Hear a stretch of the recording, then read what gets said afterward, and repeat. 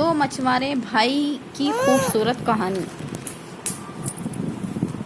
بنی اسرائیل میں دو بھائی تھے جن میں ایک مسلم تھا اور ایک کافر۔ دونوں بھائی مچھوارے تھے۔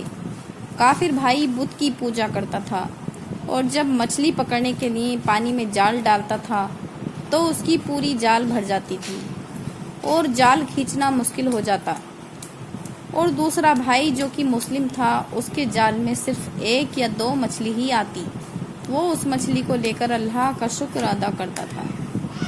ایک بار اس مسلم مچھوارے کی بیوی اپنے چھت پر گئی تو اس کی نظر کافر مچھوارے کی بیوی پر گئی جو اچھے کپڑے اور اچھے زیور پہنے ہوئے تھی۔ یہ دیکھ کر اس مسلم مچھوارے کی بیوی کے دل میں لالچ پیدا ہو گیا اور وہ بولی کہ کاش میرے پاس بھی اتنی دولت ہوتی۔ یہ سن کر کافر کی بیوی بولی کہ تو اپنے شوہر کو راضی کر لے کہ وہ بھی میرے شوہر کے معبود کی عبادت کرے تاکہ تو بھی میری طرح دولت مند ہو جائے۔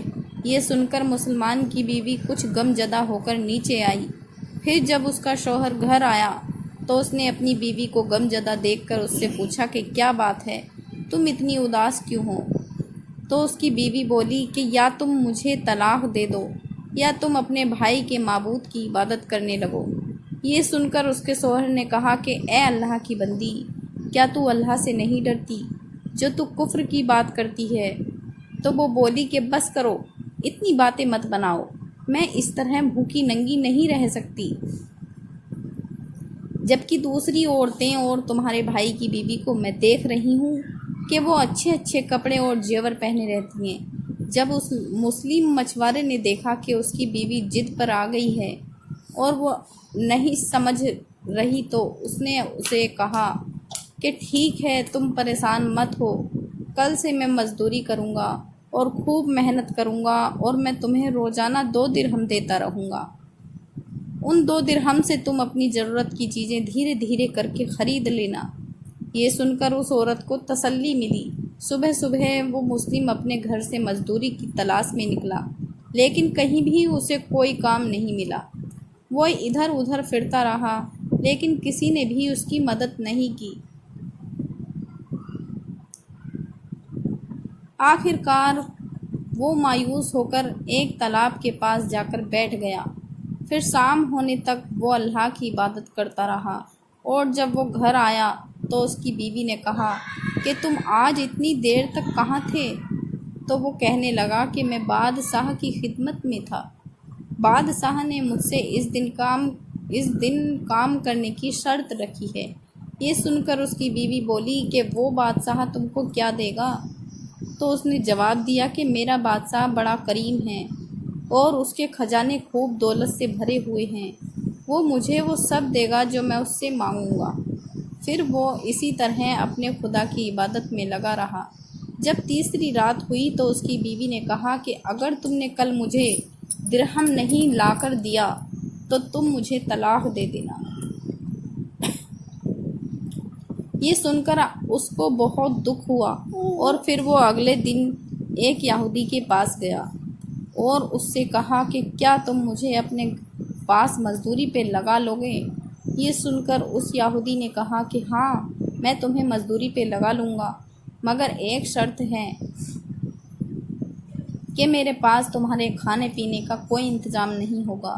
یہ سن کر اس نے اس یہودی کی شرط مان لی اور روزے کی نیت کر کے وہ اس کے ساتھ مزدوری پہ چلا گیا۔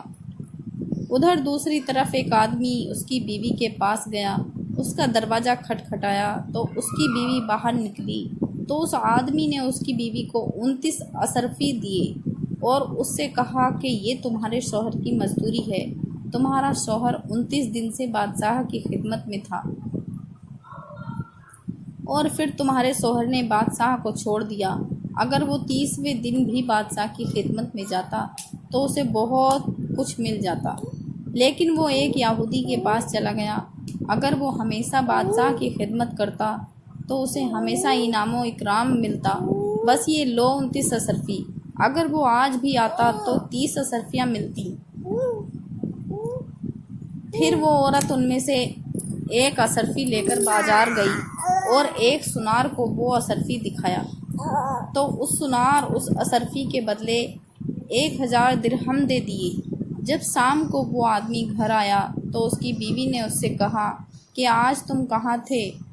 تو اس نے کہا کہ آج میں ایک یہودی کے ساتھ کام کر رہا تھا۔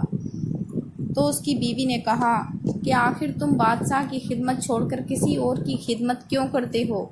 پھر اس نے اپنے شوہر کو اشرفیوں کا واقعہ سنایا، جس کو سن کر وہ آدمی روتے روتے بے ہوش ہو گیا۔ جب اسے ہوش آیا تو اپنی بیوی سے کہنے لگا کہ افسوس، میں نے دونوں جہاں کے بادشاہ کی خدمت کو اپنے اوپر لازم نہ کیا۔ اس کے بعد اس آدمی نے اپنی بیوی کو چھوڑ دیا اور پہاڑوں پر چلا گیا، جہاں خدا کی عبادت کر کے اپنی ساری زندگی گزار دی، اور وہیں اس کا انتقال بھی ہو گیا۔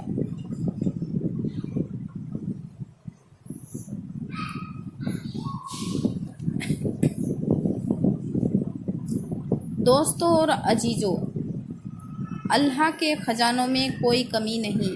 وہ اپنے بندوں کو اس کی عبادت کا صلہ ضرور دیتا ہے۔ اللہ کے یہاں دیر ہے مگر اندھیر نہیں۔ وہ اپنے بندوں کو کبھی نہیں بھولتا۔ اللہ تعالی ہم سب کو اللہ کے شکر کے ساتھ زندگی گزارنے کی توفیق عطا فرما، آمین۔ تو دوستوں، آپ کو ہماری یہ کہانی کیسی لگی؟ اسے لائک اور کمنٹ ضرور کرنا۔